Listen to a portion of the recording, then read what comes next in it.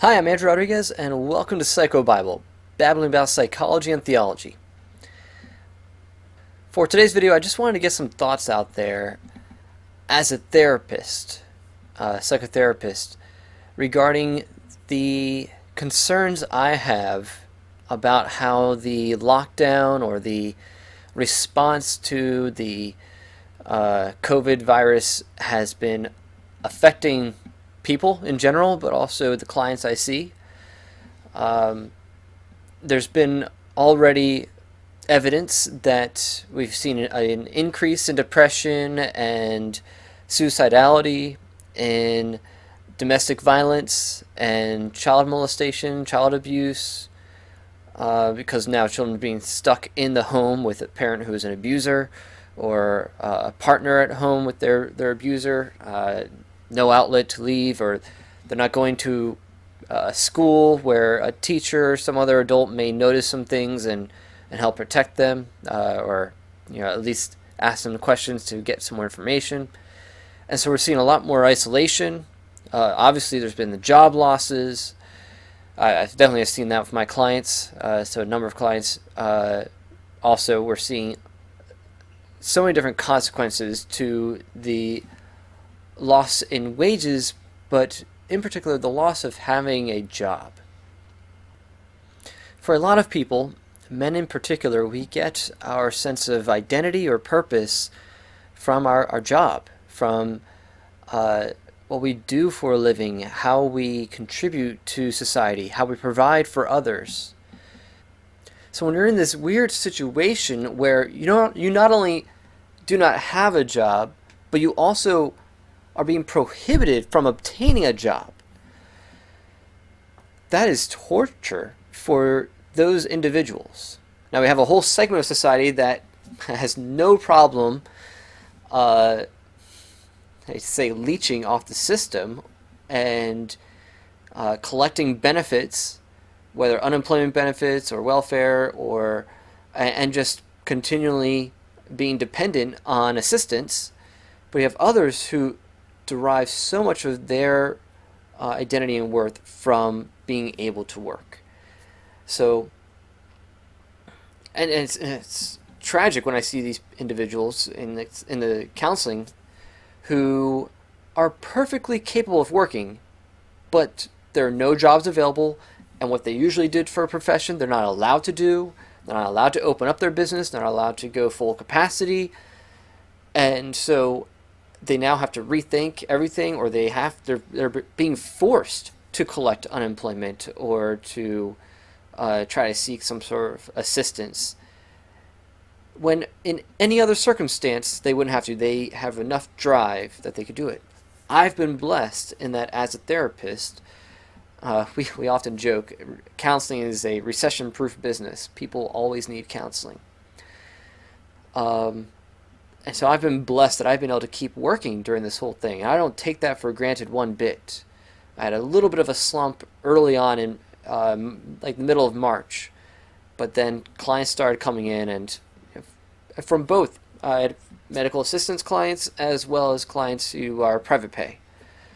So I've been blessed in that regard, but I understand that is not going to be the case for a large segment of the population. And when we tell them you're not even allowed to work, you're not allowed to do the thing that actually enables you to contribute to society. Now we've deemed some people essential workers and others non-essential. I mean, what a label to wear. I was a non-essential worker. My business that I ran that helped put food on my plate and pay my bills and support my family and give me a sense of purpose was non-essential. It's just a terrible indictment or pronouncement to put on people.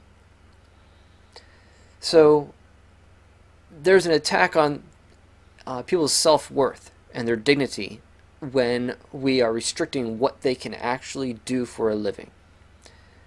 And the socialists, the woke ideology, doesn't understand this, because they don't understand how capitalism runs on basic human instincts and longings to work. We have a longing to work so that we can have a sense of achievement and accomplishment and ownership of our own profits, of what we have earned. But in the socialist woke mentality, you're not due anything that you've earned. You're due what the state deems you deserve. So there's, and you're not allowed to have property. So there's a complete denial of the right to property in this mentality. So they don't appreciate the dilemma or the struggle that these individuals are in. It's more than just, oh, you want to work so you can have some money. No, it's not just about that. It's about there's some inherent value in work. We are meant to work. God created us, and the first thing he told Adam was to get to work. We get 1 day of rest. Most people have 5 days of work, but Adam was given 6 days to work and 1 day of rest, because he understood there's you are designed for that. So we have an innate desire for it, as well as a desire for rest and recreation and autonomy. And we don't want to be a slave to our jobs, and so that's why God instituted the Sabbath. But a Sabbath that's being forced upon you when you also have a drive, an instinct to work and produce, to create, to contribute, to bring order to creation, that Sabbath now becomes burdensome. The thing that's very meant to bring you rest actually becomes a burden. So this extended period of not working, not being able to do what you're meant to do, is quite depressing for people. So that's one thing I've been noticing. There are a few other psychological effects of this lockdown or restrictive lifestyle we're now tragically getting used to. And in no particular order, one that has really stood out to me is how much more anxiety disorders and OCD, obsessive-compulsive disorders, I'm now seeing in clients. And the whole world, pretty much, the psychological community, the counseling community that has just went along with things. And like one of my counseling practices, I haven't been in the office since March 17th. We went into lockdown. And even though we're now green in Pennsylvania, they have not opened the offices back up. So I have not physically seen my clients at that particular practice since the early March. And that's crazy. Now, some of the clients, it just works better to do remote because now they're stuck at home with their kids. They just can't, they don't have babysitters, so it's just better for me to do the remote sessions. Other clients, it's been so difficult to just see them remotely. People are getting sick of doing everything remotely as well. And so, but I don't have the option. I'm not allowed to see them at the office. I would get in trouble if I went to the office. If even I went to the office just by myself, not even with the client. But if I just came to the office without scheduling anything in advance, I would get in trouble for it. That is how crazy some of the counseling services out there have gotten about this.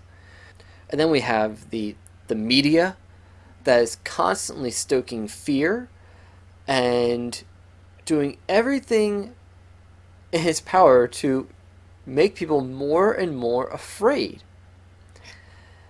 And I saw this meme on Facebook. It was using the Matrix, Keanu Reeves.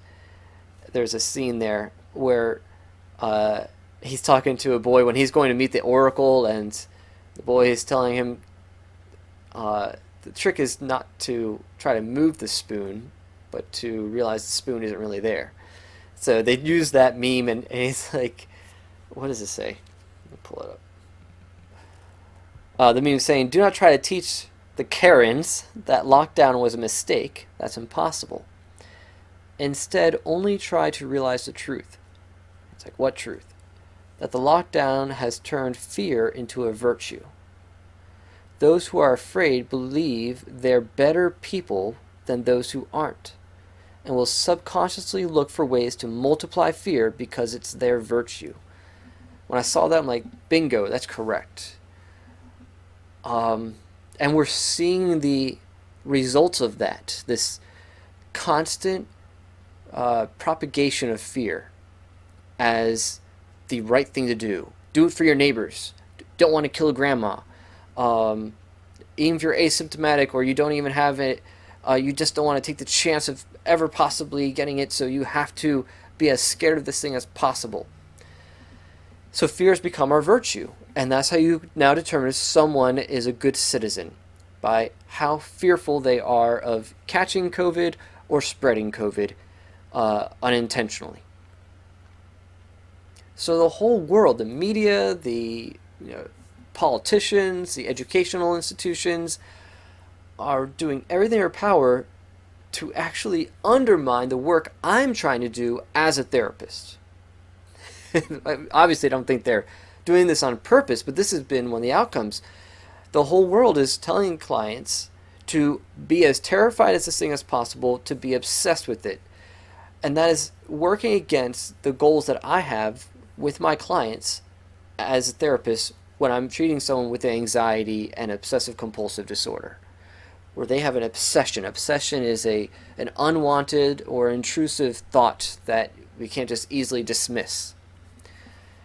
And usually it's going to be something fear-based. That if, for example, when it comes to this virus, if I touch this door handle, I'll get sick. I will get sick and die, or I'll get sick and I will spread it to someone else and they will die. And that thought just intrudes, and the people get panicky, and they do rituals, they do obsessive hand washing. I got a client with his OCD has been just escalating because of this whole pandemic, or the panic over the pandemic. So he's washing his hands compulsively, and I'm afraid if he keeps it up, he'll be like Howard Hughes and wash the skin off his hands. So what my job as a therapist is to help ease their concern over their obsessions, to reduce their compulsions, to develop mindfulness and decrease their view of the importance of these thoughts that enter their mind. But yet the whole world is telling them that no, these thoughts are super important. These fears about this virus are important. So important that you have to live your life, make so your life revolves around avoiding the virus. And so that means decreasing social activities, not going outside. It's going to make a bunch of agoraphobic people. And meaning you have to constantly now worry about what you touch, who you're around, how close you are to people. It's weakening people for sure, and it's going to just spread out into other areas. Anxiety is no favor of persons or topics. Once you start growing an anxiety of one area and it doesn't get regulated or worked through, it will spread to other areas of life. The more you give into that anxiety and let it dominate you. And so the whole world is reinforcing these obsessions that I'm trying to work with my clients to decrease and to gain a better sense of control over and increase their sense of self-efficacy and internal locus of control. And you can't do that so easily when the entire medical establishment is telling them to be as terrified of this thing as possible, and the media and the educational institutions and the very counseling centers that we're in is promulgating it, this fear as well. And so when you have that fear, then that sparks the fight or flight reaction. And we're seeing that. We're seeing stories about that. Like Karlin Borisenko did a video about that as well. When you have, say, someone at a park, at a dog park, him and his wife sitting down to eat their sandwiches. So of course they're going to take their mask off. Why are you even wearing a mask in the park anyway? It's wide open air. There's no reason for you to be near another person if you're that worried about being in close contact. But because they have their mask off, eating their food, some other lady, a COVID Karen, comes up, starts screaming at them, and maces them in the face. That's a fight or flight reaction. Now, that's just one story, but there are plenty others. Where now we view anyone who violates any social distancing or mask regulation, we view them as a threat to our well-being, to the well-being of those we love, a lethal threat. So that now we feel justified in responding with violence. So it's like a trauma reaction that we're now seeing.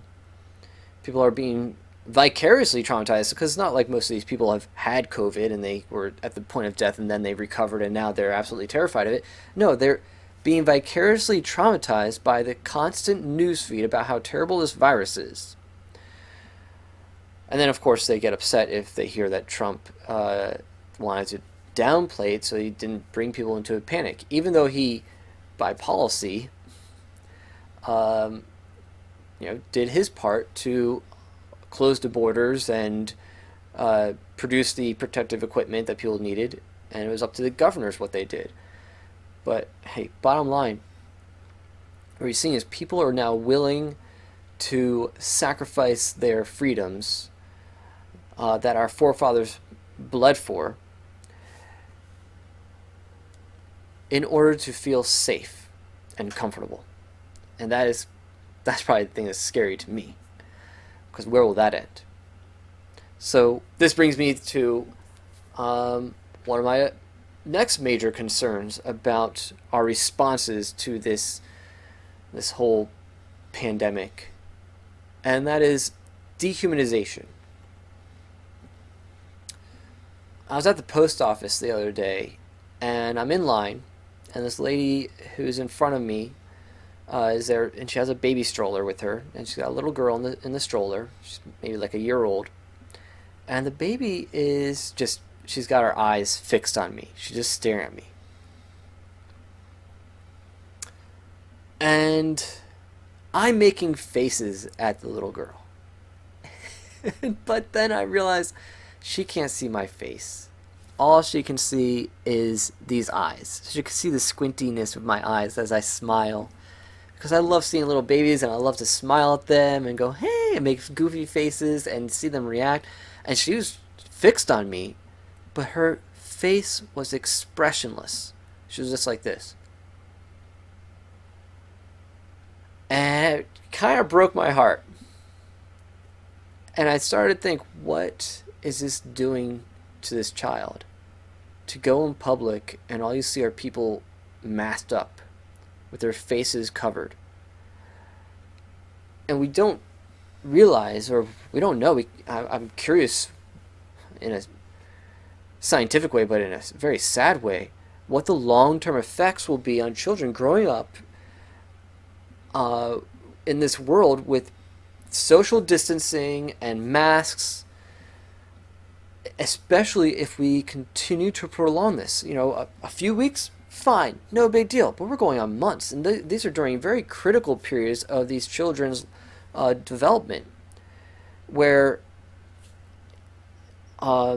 they're born, they need to develop a secure attachment to mom, and then from there to their dad, their peer, their other siblings, and then other relatives. But also through that attachment with mom, they get a sense of safety and basic trust in not just mom, but the world in general. And so that needs to be tested. So children also need to be exposed to strangers and see that they can be safe and strangers can be friendly. But, not to be totally trusting and gullible, but to know that, okay, it's safe if mom is here.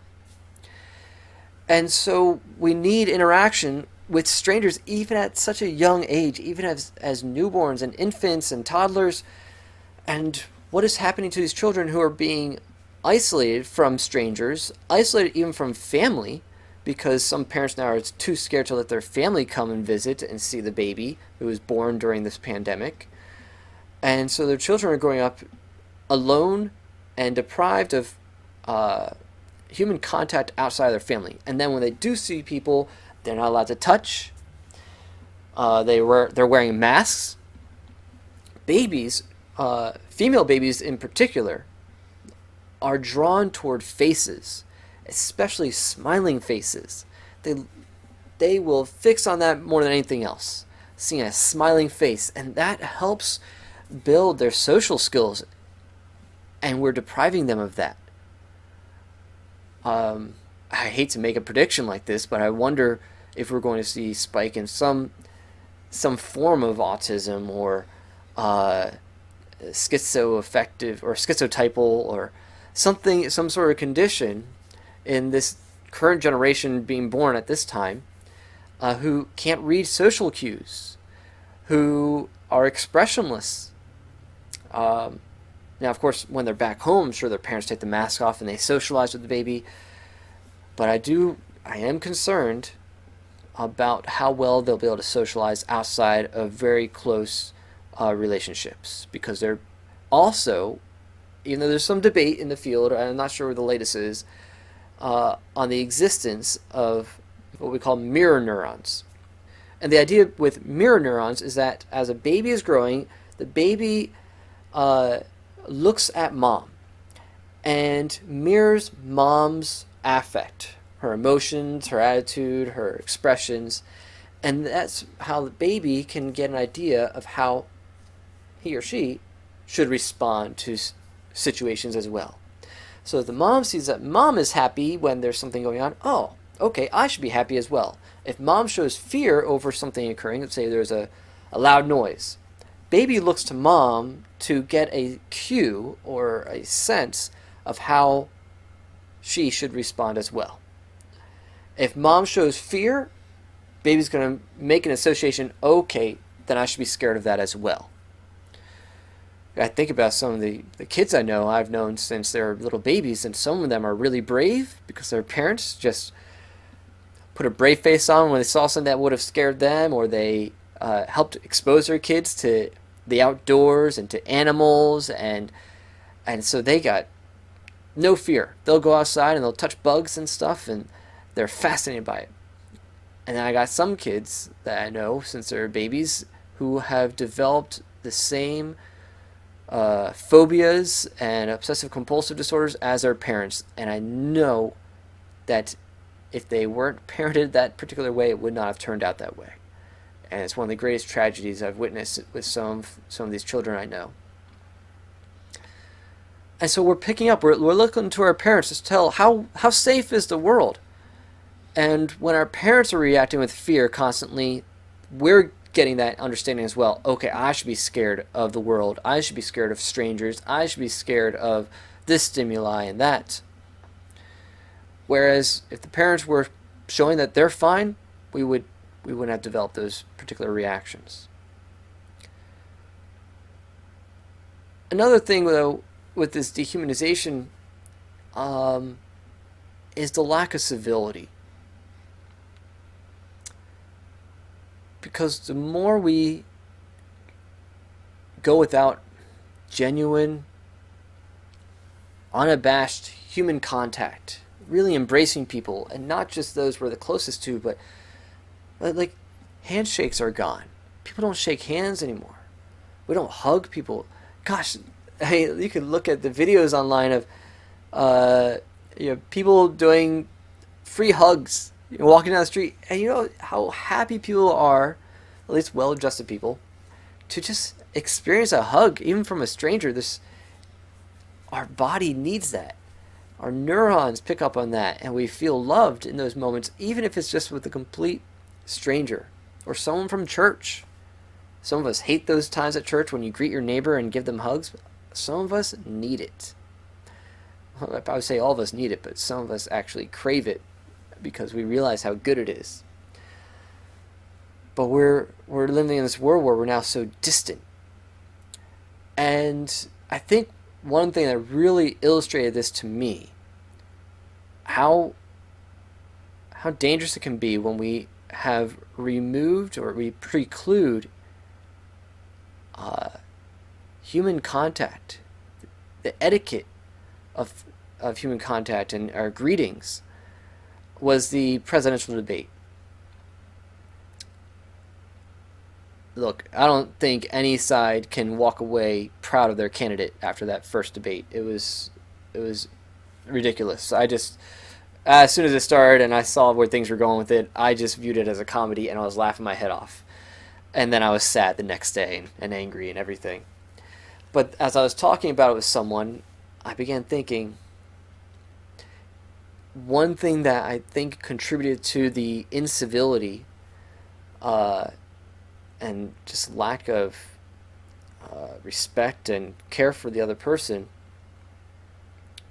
was the social distancing. In any other debate, you know that by the end of that night, you're going to have to walk across that stage and shake the hand of that opponent, that person that you are attacking with points, attacking with your own logic and your own plans. But you knew that at the end of the night, I'm going to have to get within punching distance of this person. So I don't want to go so far in my attacks, in my defenses, in my rebuttals.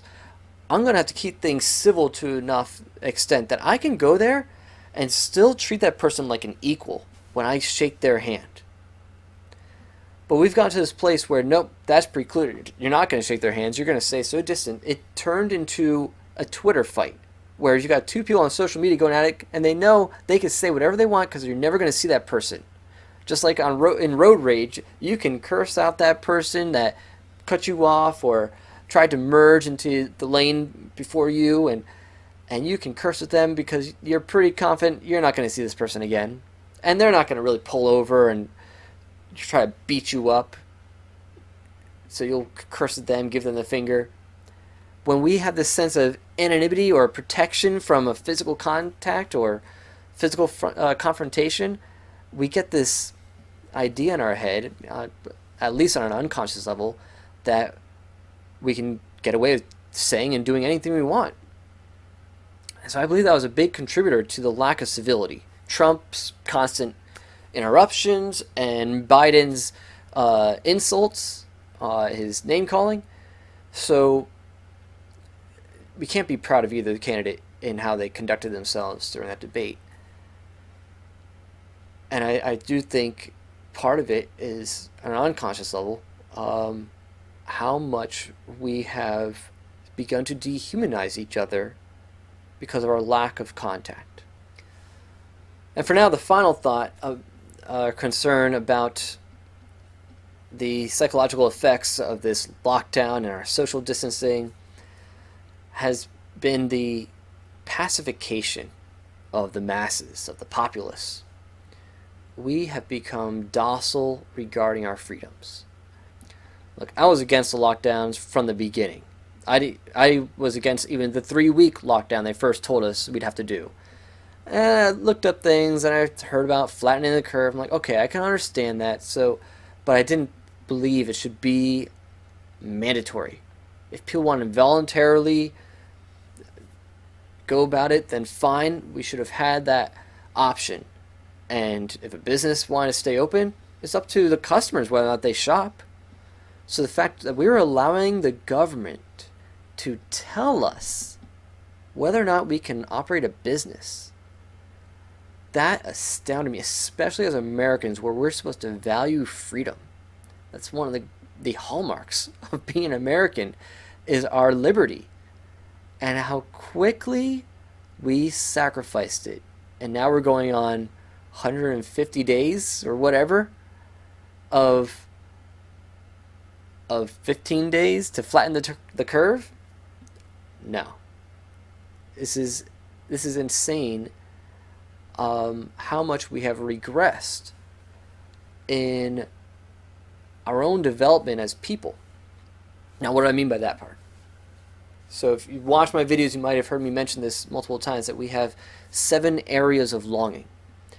We have our safety and security longings and survival longings. You have peace and harmony and our longing for just balance and homeostasis. You have love and belonging, identity and significance. You have achievement, our longing for purpose and productivity.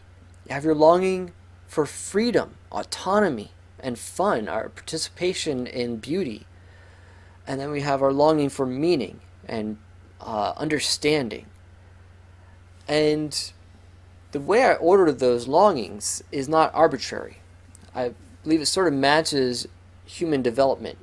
Our first basic need is to develop trust, and that's going to be through relationship. Now, a lot of these overlap, so you need love and belonging in order to get that trust.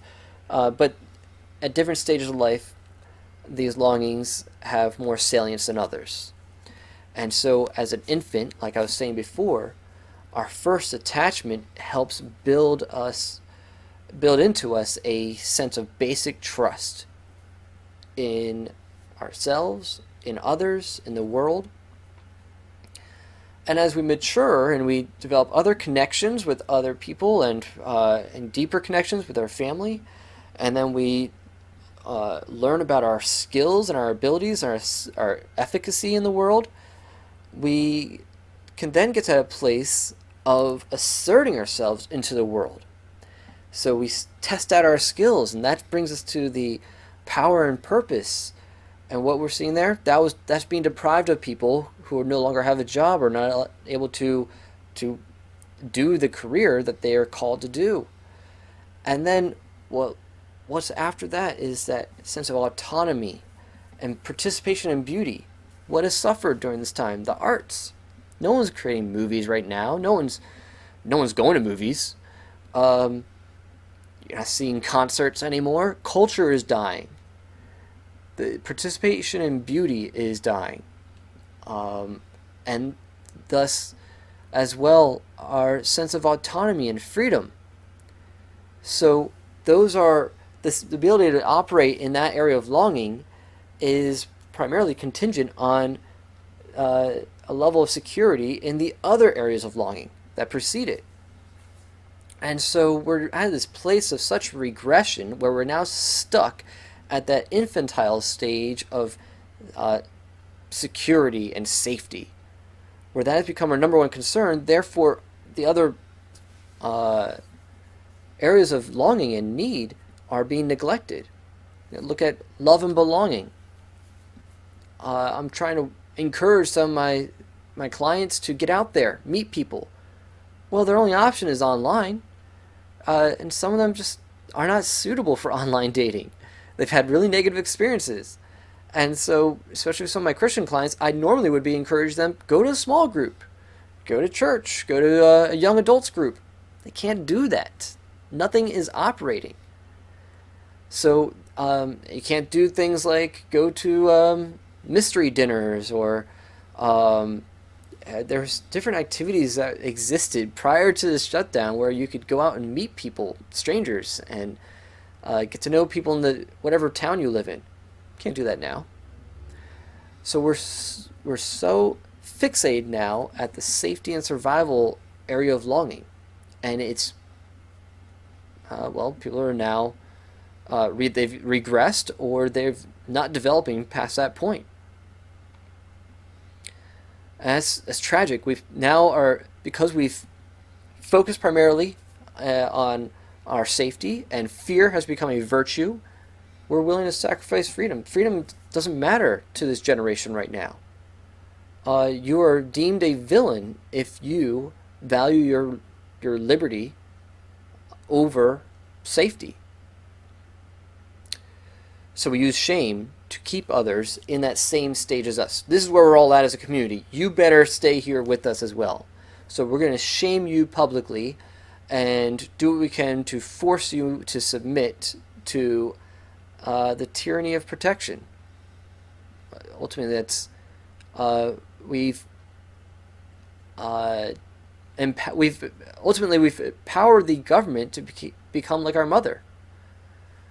So we've regressed to the stage where a baby wants its mother to take care of it, and the baby is incapable of taking care of itself. Well, that's what we're seeing now. I want the government to take care of me. You know, it's the government's fault that we're sick. It's the government's fault I got sick. Well, we all had to choose whether or not to comply or to wash our hands or stay 6 feet apart. That's not the government's job to control everyone else's actions. So if you were that concerned about the virus, you could always social distance and take all the precautions you need to, and make sure that if you're a vulnerable person, that you live in a place that you're safe in that way. And the community would have been more than willing to accommodate those who actually needed to be protected. But we've treated everyone as if they're just as vulnerable as the elderly and those with pre-existing conditions and respiratory issues. So when we're all treated as if we're all equally vulnerable, then we all become dependent on the government to care for us. And so this pacification of the populace has ultimately increased an external locus of control on the general population, I would say. And I've mentioned in my previous video how when I work with clients, one of the first things I try to get them to understand is buy into the need to develop and reinforce an internal locus of control. The idea that I have self-efficacy, that I have the ability to change things in my life, that I have ultimate deciding power in my thoughts and my choices. Unfortunately, so many of us have an external locus of control where we believe that, nope, I don't have any power in my life. I don't have the ability to make decisions in my own life. I am a slave to outside forces and powers. Other people make decisions for me, and they determine my emotions and my thoughts. And when we develop that mindset, then it increases a sense of powerlessness, which then will breed depression. You can't do anything because of such restrictions. So when we feel like there's no options, I'm stuck in this bad situation and there's nothing I can do about it, that is depression. So I feel helpless, I feel trapped, I feel sad, I grieve my loss, that I can't go to a funeral, I can't work a job that will bring me a sense of meaning and value. I'm a non-essential. All these things are demeaning, and there's nothing you can do about it because you got to wait until the government tells you that you're now essential or you're free to do something. So these are some of the thoughts I had about the psychological effects of this pandemic or the panic over it. I don't even like referring to a pandemic anymore. At this point, it's more of an epidemic with a few hot spots, but it's not really, because pandemic means it's everywhere, and it's really not like that. But we're continuing to treat it that way, and I believe it's going to be very damaging in the immediate and long term. So if you have any thoughts, please join me in the comment section. Share, subscribe, hit that like button, hit that bell for notifications. God bless. Bye.